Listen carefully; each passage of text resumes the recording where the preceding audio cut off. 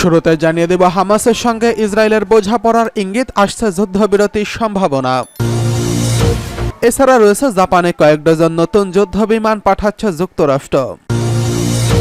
জানিয়ে দেব, হিজবুল্লাহর মুহুর্মুহুর রকেট হামলায় ইসরায়েলি শীর্ষ কর্মকর্তা নিহত। এদিকে 7 দশক পর ফিলিস্তিনপন্থী আদনানের কাছে আসন হারল লেবার পার্টি।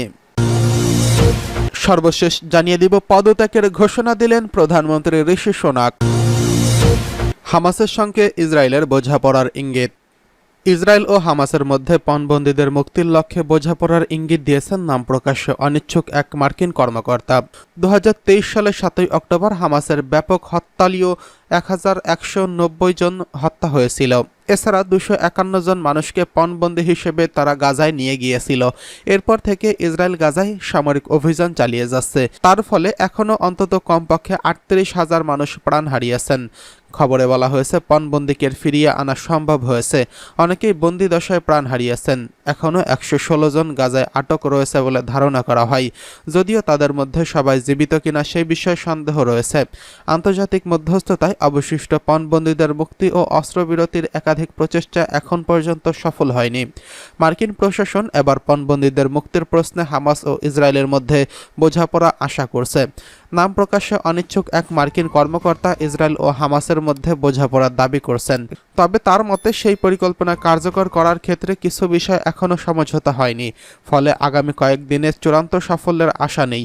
বৃহস্পতিবার ইসরায়েলের প্রধানমন্ত্রী বেনিয়ামিন নেতানিয়াহু টেলিফোনে মার্কিন প্রেসিডেন্ট জো বাইডেনের সঙ্গে টেলিফোনে কথা বলেন। তিনি পণবন্দীদের মুক্তির লক্ষ্যে হামাসের সঙ্গে আলোচনা শুরু করার জন্য কাতারের রাজধানী দোহায় এক প্রতিনিধি দল পাঠানোর সিদ্ধান্তের কথা বলেন। সেই কর্মকর্তার মতে, নেতানিয়াহু আবার সমালোচনা ও আলোচনার ছাড়পত্র দেওয়ায় বাইডেন সন্তুষ্টি প্রকাশ করেছেন। উল্লেখ্য, পরে জানা গেছে ইসরায়েলি বৈদেশিক গোয়েন্দা সংস্থা মোসাদের প্রধান ডেভিড বার্নোয়া স্বয়ং দোহায় যাচ্ছেন। শুক্রবারে সেই আলোচনা হওয়ার কথা রয়েছে। সংবাদ সংস্থা রয়টার্সের সূত্র অনুযায়ী তিনি কাতারের প্রধানমন্ত্রী শেখ মোহাম্মদ বিন আব্দুর রহমান আল থানির সঙ্গে সাক্ষাৎ করবেন। ইসরায়েলের প্রধানমন্ত্রী নেতানিয়াহু বৃহস্পতিবার রাতে মন্ত্রিসভার নিরাপত্তা বিষয়ক সদস্যদের সঙ্গে বৈঠক করেন। কাতার ও মিশরের মধ্যস্থতায় পাঠানো প্রস্তাব নিয়ে তাদের মধ্যে আলোচনা হয়। গাজায় ইসরায়েলি সামরিক অভিযান বন্ধ করে পণবন্দীদের মুক্তির লক্ষ্যে বোঝাপড়ার জন্য দেশে বিদেশে প্রবল চাপের মুখে রয়েছে নেতানিয়াহু সরকার। তবে তার জোট সরকারের উগ্র ধর্মীয় ও জাতীয়তাবাদী শরিকরা হামাসের সঙ্গে আশপাশের ঘোর বিরোধিতা করে আসছে। এদিকে জাপানে কয়েক ডজন নতুন সামরিক যুদ্ধবিমান পাঠাচ্ছে যুক্তরাষ্ট্র। মার্কিন সামরিক বাহিনী জাপানে কয়েক ডজন নতুন যুদ্ধবিমান পাঠাচ্ছে। এক সংবাদ বিজ্ঞপ্তিতে পেন্টাগন জানিয়েছে, যৌথ বাহিনীর জন্য $10 বিলিয়ন উন্নতিকরণের অংশ হিসেবে এই যুদ্ধবিমান পাঠানো হচ্ছে। আগামী কয়েক বছরের এই প্রচেষ্টা যুদ্ধবিমান পাঠানো চলমান থাকবে। পেন্টাগন আরও বলেছে, এটি মার্কিন জাপান জোটের সম্পর্ক জোরদার করবে, আঞ্চলিক প্রতিরোধ ও ইন্দো প্যাসিফিক অঞ্চলে শান্তি ও স্থিতিশীলতা জোরদার করবে।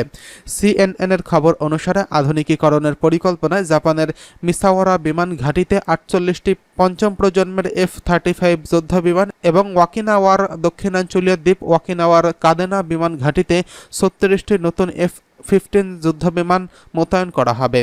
যুক্তরাষ্ট্র বলেছে, জাপানের যৌথ বাহিনীর সবচেয়ে অত্যাধুনিক কৌশলগত বিমান মোতায়েন জাপানের প্রতিরক্ষা এবং একটি উন্মুক্ত ইন্দো প্যাসিফিক অঞ্চলে উভয় দেশের অভিন্ন দৃষ্টিভঙ্গির প্রতি মার্কিন প্রতিশ্রুতি প্রদর্শন করে।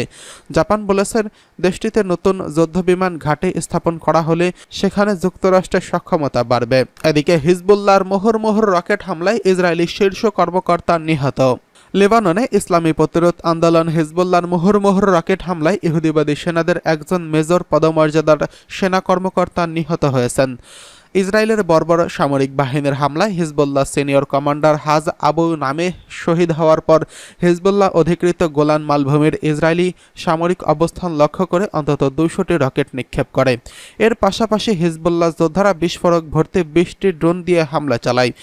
ইসরায়েলের গণমাধ্যম জানিয়েছে, নিহত সেনার নাম মেজর ইটাই গালিয়া। সে ইফতার রিজার্ভ আর্মড ব্রিগেড ডেপুটি কোম্পানির কমান্ডার হিসেবে দায়িত্ব পালন করছিলেন। টাইমস অফ ইসরায়েল বলেছে, হিজবুল্লাহ রকেটে সরাসরি আঘাতে এই মেজর মারা যান। ইসরায়েলি গণমাধ্যম আরও বলেছে, গত 9 মাসের মধ্যে গতকালই হিজবুল্লাহ সবচেয়ে বড় ধরনের রকেট অভিযান চালিয়েছে। এতে ইসরায়েলের উত্তরাঞ্চলে বহু জায়গায় ব্যাপক আগুন ধরে যায়। এবার 7 দশক পর ফিলিস্তিনপন্থী আদনানের কাছে আসন হারল লেবার পার্টি। যুক্তরাজ্যে সাধারণ নির্বাচনে নিরঙ্কুশ জয় পেয়েছে লেবার পার্টি। অন্যদিকে নির্বাচনে ভরাডুবি হয়েছে বর্তমান প্রেসিডেন্ট ঋষি সোনাকের। নির্বাচনের উত্তরাঞ্চলীয় সাবেক শিল্পনগরী ব্ল্যাকবার্নের লেবার পার্টি কর্নওয়ালিসকে হারিয়েছেন ফিলিস্তিনপন্থী সশস্ত্র প্রার্থী আদনান হোসাইন। এই আসনটিতে 69 বছর ধরে প্রতিনিধিত্ব করছে লেবার পার্টির আইন প্রণেতারা।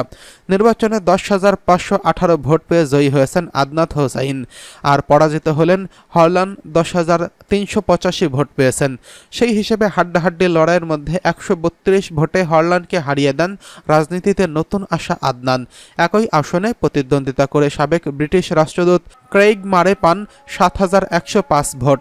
ফিলিস্তিনপন্থী গাজায় প্ল্যাটফর্মে জর্জ গ্যালোয়েজের ওয়ার্কার্স পার্টি তৃতীয় স্থান লাভ করেন তিনি।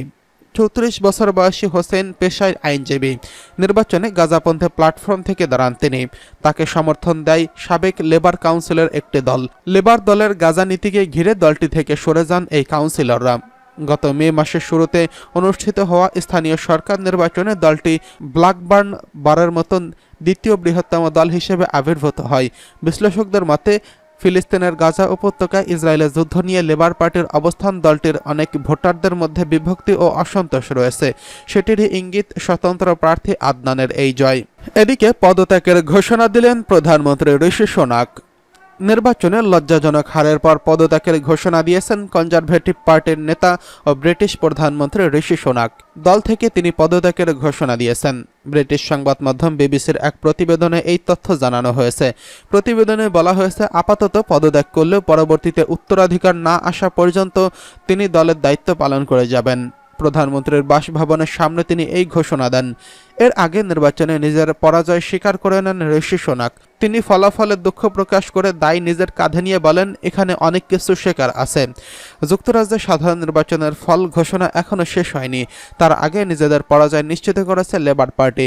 এখন পর্যন্ত প্রাপ্ত নির্বাচনের ফলাফলে দেখা গেছে 370 আসনে জয় পেয়েছে লেবার পার্টি, যেখানে সরকার গঠনের প্রয়োজন ছিল 326 আসন। কনজারভেটিভ পার্টি পেয়েছে মাত্র 89টি আসন। এছাড়া লিবারেল ডেমোক্র্যাটরা 50টি আসন পেয়ে তৃতীয় স্থানে রয়েছে। এর বাইরে স্কটিশ ন্যাশনাল পার্টি এবং ইউএসএফ 6টি করে আসনে জয়লাভ করেছে, আর অন্যান্যরা পেয়েছেন 22টি আসন। প্রতিবেদনে বলা হয়েছে, আপাতত পদত্যাগ করলেও পরবর্তীতে উত্তরাধিকার না আসা পর্যন্ত তিনি দলের দায়িত্ব পালন করে যাবেন। প্রধানমন্ত্রীর বাসভবনের সামনে তিনি এই ঘোষণা দেন। এর আগে নিজের নির্বাচনের পরাজয় স্বীকার করে নেন ঋষি সোনাক। তিনি ফলাফলে দুঃখ প্রকাশ করে দায় নিজের কাঁধে নিয়ে বলেন, এখানে অনেক কিছু শেখার আছে।